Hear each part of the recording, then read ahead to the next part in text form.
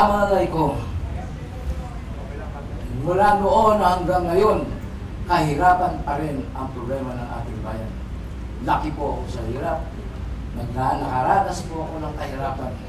Kaya naman ako ang manungkulan sa pamahalaan. Pinuunan ko po ang problema ng kahirapan. Sa Makati, napababa ako ang bilang ng mahirap. Maraming nagtatrabaho at nakatikim at nakatamasa ng magandang serbisyo. Nagawa kong pinakamayaman ang lungsod ng Makati sa buong bansa.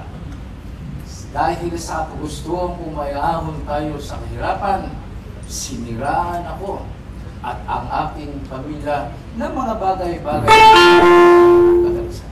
So ako ho ay mamumuno mga kababayan dito sa ating bansa. Nagdala-dala ang aking malawak na karanasan